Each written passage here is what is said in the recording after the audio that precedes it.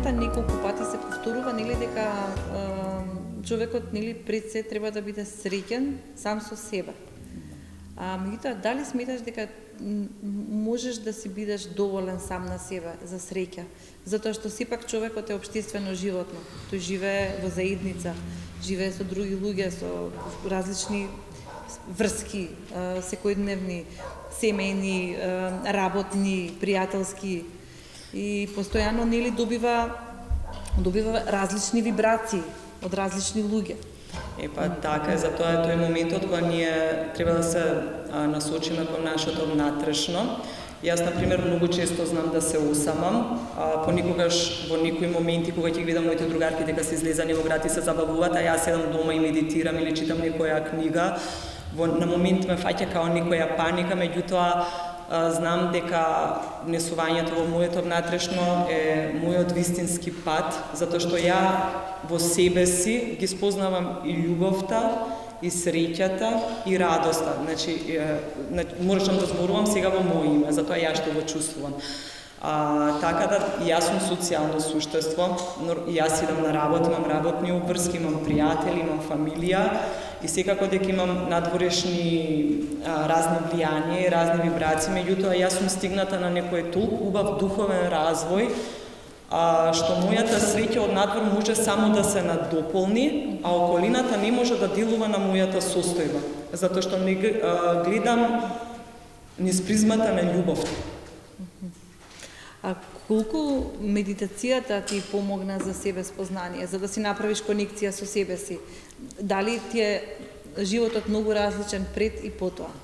Медитацијата е само како еден вид на алатка кој што го користам за стишување на мојот ум. Тоа најчесто го правам пред спиење, кога децата се легнати, кога се е тивко и мирно, каде што со медитација можам да допрам до моето внатрешно. Сега многу пати кога ќе се каже медитација се замислува некој стар човек во некоја лотус поза и во некоја нирвана, меѓутоа целта на медитацијата не е тоа. Доволно е да се седне барем 5 минути, да се фокусираме на длабоко дишење, да се дише низ нос, да се издише низ уста, за да може да се стиша умот, меѓутоа и во тие моменти нема целосно губење на мислите, тие се тука, меѓутоа едноставно тие треба да се пуштат само да пролетаат кроз умот. Ова не може исто да се постигне внатрешно и преку медитација веднаш. Исто така бара многу време и многу посветеност. Тоа исто кога некој иде у теретана, не може веднаш да дигне 10 килограми, туку постепено по килограм, по 2 килограми може да стигне до 10 килограми. Така и со медитацијата, така и со личниот развој, така и со духовниот пат. За се треба голема љубов и голема посветеност за да се дојде до местото каде што сакате да бидете. Да, и меѓутоа сигурно има и повеќе начини за да направиш конекција со себе. Нели не може секој да медитира. Еве вака ти кога го објаснуваш сето тоа, мене ми изгледа многу тешко и мислам дека не би можела. Меѓутоа тоа е делот на твојата подсвест. Да, сигурно. Да, значи ништо не е тешко. Јас кога медитирам, значи сепак сум присутна тука, понекогаш чувствувам некои промени кога сум подлабоко навлезена во медитацијата, меѓутоа како што кажа, допирот до нашето внатрешно се добива преку медитацијата, која што е една одлична алатка, меѓутоа е тука и слушање на музика, потоа насочување на мислите на тоа што сакаме, не на тоа што не сакаме, него мислите треба да бидат насочени конкретно на целта. Например, не се вика јас не сакам да сум болен, туку се вика јас сакам да сум здрав. Значи мора да се насочи мислата правилно, да биде конкретна, да биде прецизна и да биде точна. Потоа е тука читањето на книги. Тоа сакав да го споменам. Да, а исто така и како што кажам ја, осамувањето. Значи мене осамувањето многу ми помага. Мене тоа ми е најтешко. Ја понекогаш сакам да сум сама со себе, затоа што кога читам некоја книга која што ќе потикне некој интерес во мене, таа книга понекогаш ја читам и 2-3 пати, па ќе прочитам една страна, ќе ја затворам, потоа имам некој вид на воодушевување, размислување на таа тема, па потоа продолжувам, па се навраќам назад и создавам некоја целосна слика и примена во мојот живот и целосна слика за мојата иднина. Така. Например, исто и книгите се дел од тие алатки каде што можеш да се пронајдеш себе си, односно не мора да значи дека нели само преку овој тип литература, туку преку различен тип литература можеш да си наоѓаш делови од себе во различни ликови, во различни ситуации, и на тој начин исто така се запознаваш себе си. Така, па секоја прочитана книга е убава храна за умот, така да доволно една реченица да се запамети од било која книга да се примени во животот и вие сте постигнале целта. Кога сме кај книгите, кои се твои омилени автори? Која е некоја книга што ти оставила најголем впечаток? Најголем впечаток во моментот ми има оставено книгата на Емануел Сведенборг. Тој е Небото и пеколот. Тоа е шведски филозоф, научник, мистик, теолог, во која што во неговата книга тој дава опис на Бог и на духовниот развој кај луѓето и како подобро да живееме според тие некои Божји вистини. Меѓутоа, тука не правам за никаква религија, него тоа е онака за духовно што го имаме сите во нас. Така, кога сме веќе кај филозофите, морам да го споменам Волтер, тој е француски филозоф, и тој бил навистина голем човеколюбец, и омилен ми е затоа што тој велел човек на човека, ако му е Бог, ќе живееме навистина многу посрекно. На тој начин сакал да homo homini deus est. На тој начин сакал да ги натера луѓето повеќе да се сакаат меѓу себе. Па така е, тука сега и она Божјо правило кој што се вика сакај го Бог со целото свое тело, со целиот свој ум и душа, меѓутоа како второ Божјо правило е сакај го својот ближен како себе, меѓутоа за ближни не правиме, не разговараме дека се деца родители, тоа се подразбира, него ближни на нас се сите луѓе на овој свет, сите потекнуваме од едно место и ако јас некому направам нешто лошо, всушност си правам самата на себе, затоа тука функционира таа Божја правда или карма или закона вибрација со закона привлекување, така да порано или подоцна на универзумот што му даваме, тоа ќе го добиеме. Ако правиме убави работи, живееме во честност, во љубов према луѓето, добрина, помагаме, тоа порано или подоцна ќе ни се врати. Меѓутоа исто така, ако правиме нешто лошо некому, си правиме на нас самите и секако ќе ни се манифестира на било кој начин во нашиот живот. Верувам во тоа 100%. И јас исто така, меѓутоа и тоа кога го правиме, тоа добро да не го правиме за да очекуваме нешто за возврат, туку да го правиме за тоа што навистина сакаме. Така е, кога се прави добрина, треба да правиме добрина од тоа што љубиме ние да направиме некому добро, а не таа добрина да можеме да ја прераскажеме, да се спофалиме колку сме ние добри, како сме учиниле некому, зашто тука е сепак моментот на нашето его. Така да добрината се прави едноставно затоа што ти доаѓа тоа да го направиш, без никакво очекување или наплата да јас тебе ќе ти го направам тоа на тебе, ти тоа на мене. Така функционира денес светот. Па да, треба да се промени, меѓутоа и секоја промена на светот започнува од промена на нас како поединци. Се започнува од нас самите, не можеме ние да очекуваме некој друг да се промени, за нас да ни биде добро. Еве на местата кај што се излегуваме, кај што се движам, сите се некако незадоволни од целата ситуација кај што се случува во моментов, секој има нешто да каже што не е во ред. Меѓутоа често им го поставувам прашањето, а ти каков си? Дали ти сето тоа што ти смета кај другите, дали тоа го преминуваш кај себе? Например, му смета сообраќај, дали тој вози правилно, ги почитува сите сообраќајни правила. Например, на некој му смета, не знам, многу се краде во државата, ама кога идам на фризер, не ми дава фискална сметка, парите се ги задржува за себе, значи нема разлика дали 1 динар, 400 динари или правиме за поголема сума на пари. Така да, ние кога ќе се смениме како поединци, кога ќе живееме согласно сите морални пишани и непишани начала, тогаш целиот свет полека ќе почне да се менува. Дали ти можеш да препознаеш лажна добрина? Дали имаш некаков рентген? Да, имам рентген. Да ги препознаваш? Ги чувствувам, многу ги чувствувам енергиите и сега, затоа што навистина сум на некој поголем духовен развој, не може да ме прелаже некој, затоа што веќе не верувам на некој што ми зборува, туку го гледам неговиот живот каков е и дали е соодветен на неговите зборови. Меѓутоа тука ги чувствувам луѓето. Така да... Значи има некои финти кои што можеш да ги разоткриеш. Да, финти, меѓутоа, како што кажав, никако ги чувствувам луѓето. Значи имам конекција со луѓето и отприлика тоа имаме сите луѓе. Значи тоа е оној внатрешен глас или интуиција, меѓутоа често пати тоа го занемаруваме ради, како што кажав на почетокот, разни причини. Така да кај мене таа е доволно развиена и се надам дека повеќе ќе се развива. Значи веруваш во твојата интуиција и постапуваш согласно. Да. Супер, одлично. Би сакала да те прашам исто, кои се твоите следни планови? Што е што може ново да очекуваме покрај книга? Дали имаш во најава можеби нешто? Имам втора книга. Добро. Почнав да пишувам втора книга, а сега се уште сум на почетокот, имам напишано само неколку страници. За разлика од првата книга, кај што веднаш ми текна насловот како ќе биде, за оваа книга се уште немам наслов, ќе биде со слична тематика оваа книга, сега што ја пишувам, меѓутоа затоа што моите сознанија многу се продлабочи од минатиот пат, сега ќе биде со многу подлабоки размислувања и филозофии на живење.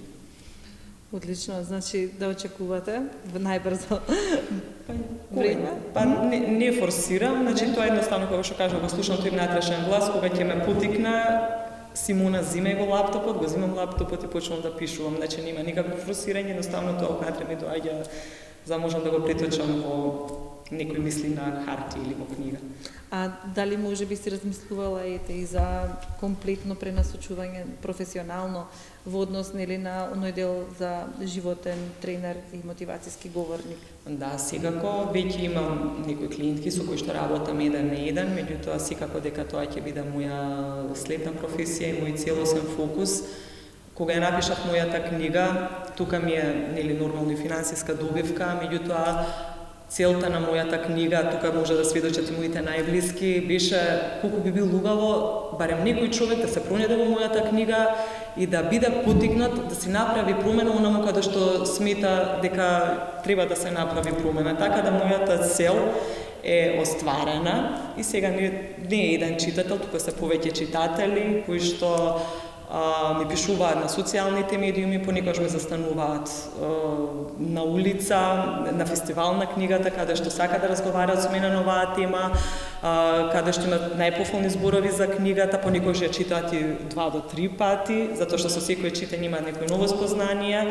Тоа што е напишано го применуваат во својот живот и чувствуваат промени. Меѓутоа и промените не се случуваат преку ноќ и не може да се очекува преку ноќ и затоа многу често луѓето ќе почнат со некаква медитација, со афирмации и за 2-3 дена ќе видат нема резултати, се враќаат на стариот начин на живот. Меѓутоа тоа е погрешно. Треба кога моментот ќе ни дојде, не сега нема да медитирам, ќе медитирам утре или не сега нема да афирмирам, ќе ме афирмирам утре, тоа е тие 95% на подсвест кои што го спречуваат развој, зашто таа подсвест ве прави да живеете во некоја сигурна зона и се вика зошто ја да излезам од оваа сигурна зона кога мене се ми е предвидливо, ја знам се што ќе ми се случи, зашто тоа е нешто непознато за подсвеста. Затоа мора свесен фокус на целта и резултатите секогаш, ама секогаш доаѓаат порано или подоцна. Но меѓутоа во заблуда се сепак не може никој да предвиди апсолутно што ќе му се случи затоа што животот е толку непредвидлив и заради тоа можеби заради тие луѓе што живеат така во комфорт зона различни животни случувања нели што им се во текот на животот ги фрлаат во депресија и можеби заради таа инстант среќа што ја бараат сега, се повеќе гледаме понесреќни луѓе кои што спасот го бараат нели во различен тип дури пилули се пијат нели што можеби ќе ти го подобрат расположението. А уште подобро, нели, ако бараат помош од некој кој што може да им помогне стручно со совет и со разговор. Така, па најголем број од луѓето сметаат дека се составени само од тело. И веруваат дека ние сме составени само од тело, затоа што тука ги имаме тие сетила, да ја знам дека си тука, зашто можам да те видам, можам да те слушнам, можам да те допрам.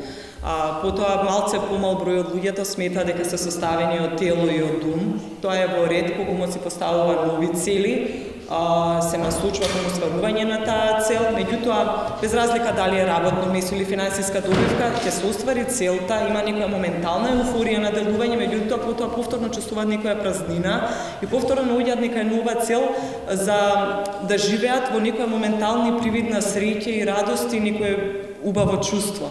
А најмал број луѓето знаат и свесни се дека се состојат од душа, од ум и од тело. Затоа, како што кажав, сите ние мора да се вратиме во нашето внатрешно, во нашата душа, за ние да можеме да живееме среќно понадвор.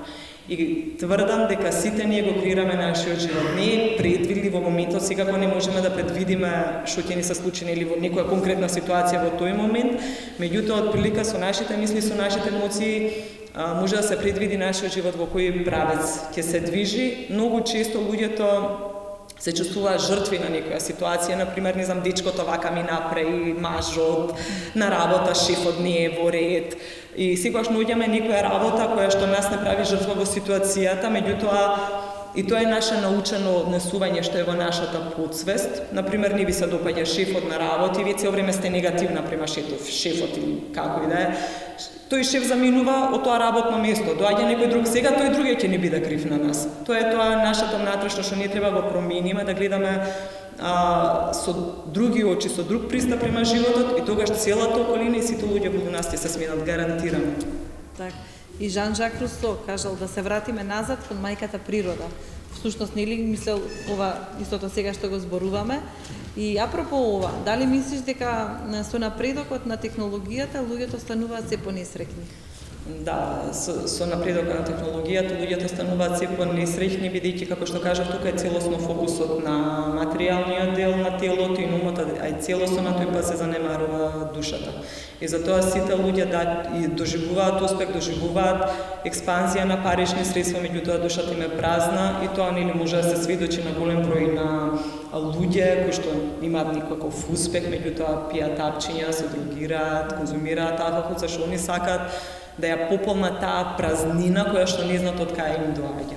А со напредок на оваа технологија и со напредок на социјалните медиуми, целиот фокус и целото мислење на поединецот се дава во рацете на другите луѓе, поготово Инстаграм, кога ако имам повеќе лајкови, повеќе ме сака да јас сум убав. Ако имам помалку лајкови, јас не сум убав, што треба да направам за да им се допаднам на луѓето. И цело време фокусот е што треба ја да направам, да му се допаднам на некому. Затоа тука има експанзија на естетска хирургија, каде што цело време се бараат некои идеали, а тие идеали никогаш не се добива, затоа што секогаш ќе најде некој што е поубав, некој што е можеби тоа ги попаметен. наметнува општеството. Тоа ги наметнува општеството. Потрошувачко општество живее. Ете така, меѓутоа како што кажа, главната цел е фокус на нашата душа. И тогаш апсолутно ништо ќе нема влијание врз нас. Па добро, значи не е воопшто тешко. Па не е тешко, значи само како што кажав, треба голема љубов. Првенствено љубовта почнува према себе. Но не зборуваме ние за себична љубов, јас сум најпаметен, сега ова ќе го осварам, ќе ги бригазам сите што ќе ми се најдат на патот. Љубовта према себе е безусловна љубов, безусловна грижа за себе си, за своето душевно, ментално здравје и телесно здравје, кога ќе научиме ние безусловно да се сакаме на тој правилен начин, ние можеме да ги сакаме сите луѓе што се околу нас. Најважно е секогаш да се го поставувате прашањето во животот дали сум среќен. Ако почувствувате дека нешто не е во ред, менувајте. И како што кажав, конкретизирање на целта, значи конкретна цел. Јас многу пишувам со пенкало во мој нотес и во моите тетрадки, бидејќи кога се запишува со пенкало во нотес или во тетрадка, му сваќа сериозно дека сакате нешто да направите. Така да ја ве уверувам, тоа сето јас го применувам на себе и на вистина делувам. Да си ги запишуваме целите. Целите, мислите, понекогаш запишувам и кога се наоѓам во тие неубави моменти, никогаш ги запишувам мислите, затоа што кога ќе почнам да запишувам и доаѓаат една мисла на друга мисла и се доаѓам полека до одговорот, што ми се случува и што сакам да сменам и кај сакам да бидам. Супер, одлично. Значи тоа да ви порачам доколку го сакате, значи да си ја купите книгата, можете слободно да го направите тоа и исто така како што кажав и претходно, книгата колку пати да ја прочитате, секогаш различно ќе ја доживеете, затоа што ја читате на различна висина на духот. Со секое читање на било која книга, вашиот дух станува побогат. И заради тоа, таа висина која што понатаму нели ви се збогатува, ве прави да сте многу богати внатрешно.